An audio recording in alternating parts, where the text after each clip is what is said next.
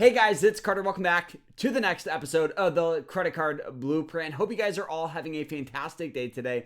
Now in today's video, this is going to be an ultimate guide for credit card hacking, for credit card points for 2024. We're going to be talking about credit cards, credit tips, all that good stuff. So I hope you guys all enjoyed this. If you guys do, hit that like button, subscribe, and guys, if you want to sign up for any of these credit cards that we are talking about today, I'll put a link to them down below so you guys can sign up. And let's just jump into this here. So this is going to be the ultimate beginner's guide to credit card points in 2024. First, we need to understand what are credit card points. So credit card points are rewards you earn from spending on certain credit cards. Not all credit card offers points. Points can be redeemed for travel, cashback, gift cards, or shopping in most circumstances. And often, the better credit score you have, the better credit cards you get. Now, how do credit card points work? So you earn points. You earn points for every dollar you spend, usually based on the card categories. So it could be travel, dining, groceries, whatever it may be. Then you redeem those points. So these points can be exchanged for travel rewards, statement credits, and other perks. I've seen Capital One do a lot of events, like concerts, baseball tickets, stuff like that. And the great thing about these is you can transfer them. So maybe if you like a certain airline, you can transfer them to that partner. So some cards do allow you to transfer points to airlines, hotels, loyalty programs.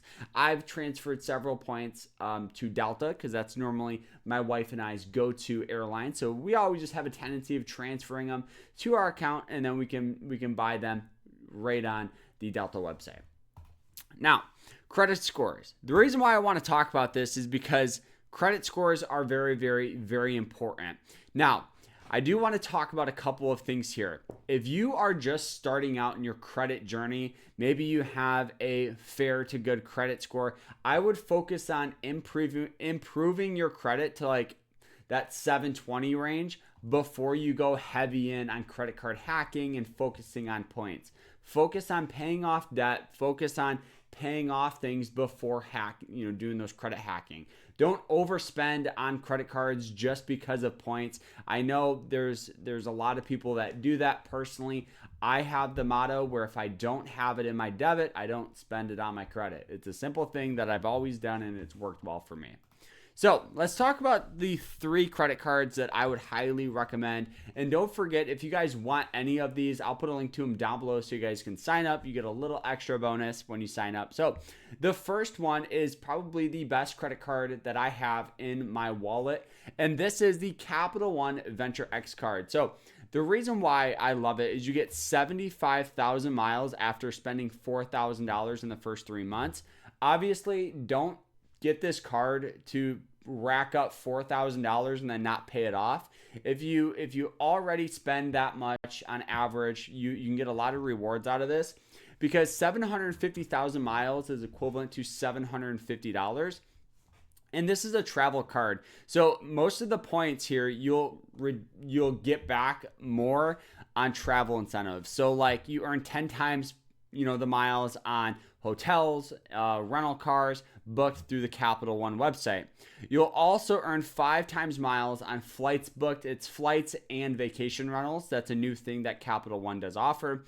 And then 2x on all other purchases. So there is an annual fee for this card.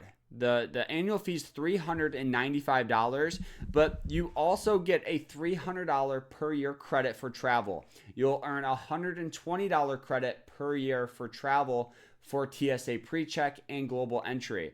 You'll also have access to Capital One lounges, no foreign transaction fees, and 10,000 anniversary miles, which is equivalent to about $100 that you get. So right off the get-go, you get $300 a year in travel credit plus $100 in miles. That's $400. So everything else is just the cherry on top. And my wife and I travel quite often, so we get a lot of value out of this card. Like I said, this card is suited for travel. Maybe you want more cash back or you don't want to spend the annual fee. I got you. The next one that I would recommend choosing is going to be the Chase Sapphire Preferred.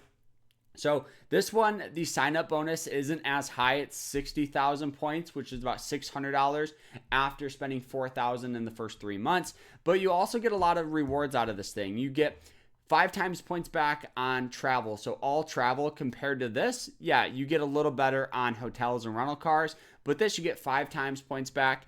But more importantly, they give you a lot of other options. So you get 3 times back on dining, streaming services, so like Disney Plus, Netflix, Hulu, stuff like that, and online grocery purchases.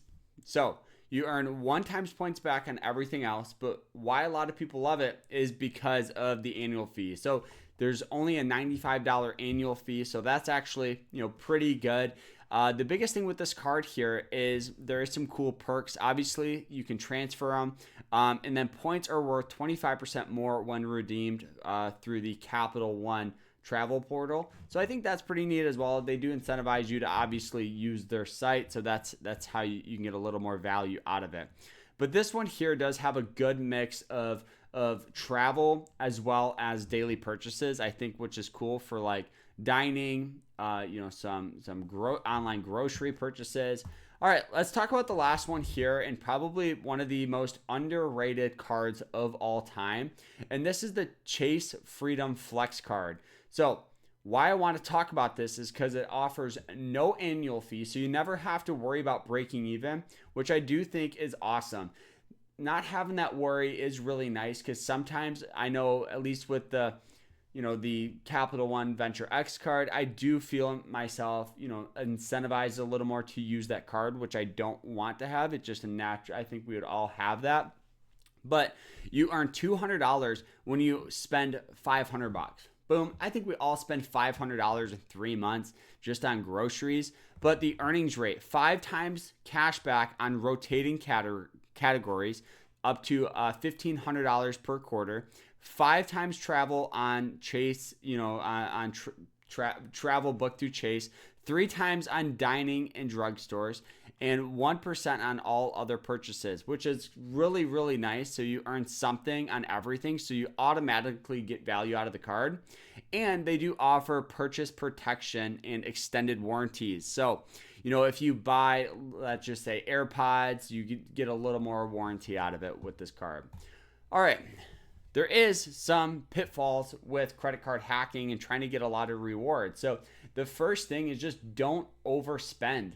Don't chase points by overspending. Only spend what you can afford to pay off in full each month. I can't stress that, because a lot of these cards, the average rate on these cards are anywhere from 20 to about 29% in interest. So pay them off.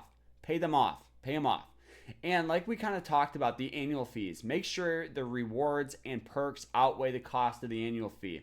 There is a lot of great credit card calculators online that you can actually plug in information to see if you would get a lot of rewards out of it.